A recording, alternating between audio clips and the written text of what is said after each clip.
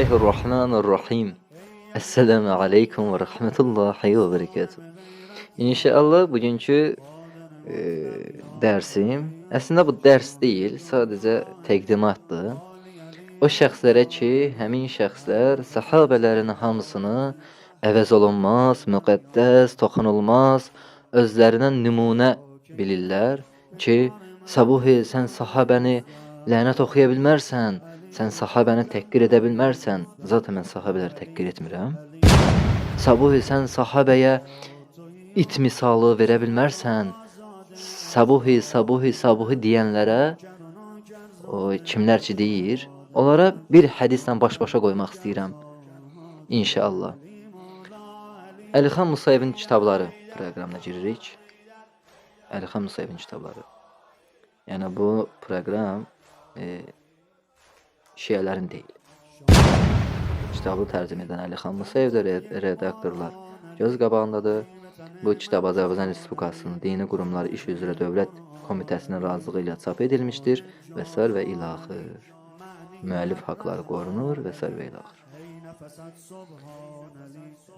Səhih Buxari müxtəsinə daxil olduq.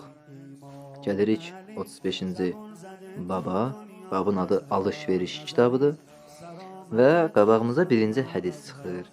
Birinci hədisi görürük. Birinci hədis nə deyir? Rəvayət edilir ki, Abdurrahman İbn Avf demişdir. Biz Mədinəyə gəldikdə Peyğəmbər sallallahu mənimlə Sad İbn Rabbini bir-birimizə qardaş etdi. Sad İbn Rabbi dedi, mən Ənsarın ən varlı adamlarındanam. Yəni hər ikisi də sahabədir. Biri varlı, digəri isə varlıya qismən biraz kasıbdır. Malımın yarısını sənə verirəm. Gözəl. Ha belə, bax, gör, zövcələrimdən hansı sənin xoşuna gəlirsə, onu sənin üçün boşayım. İddəsi bitdikdən sonra sən onunla evlən.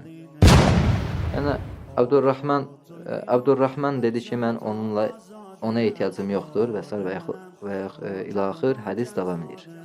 Məsələ nədir? Deyir ki, mən Ənsarın ən varlı adamlarındanam. Zahirən varlıdır, mənəviyyatsa kasıbdır həmən adam. Malımın yarısını sənə verirəm.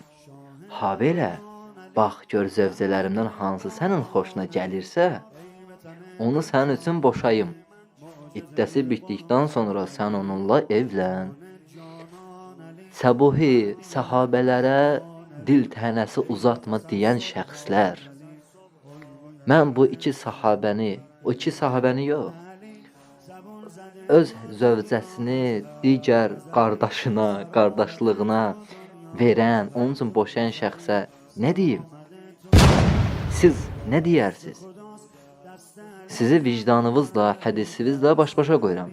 Əgər desəz ki, bəli, mən də belə edərəm, o sizin papağınız, o da sizin qeyrətiniz, heç nə demirəm.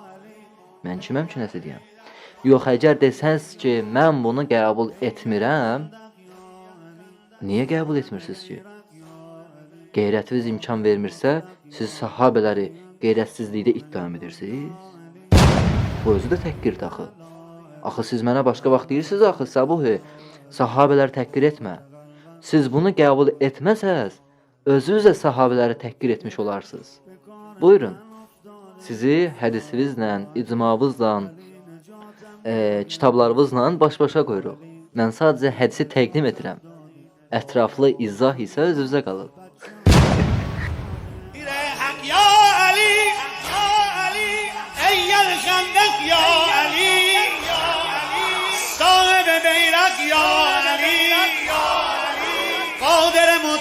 Ya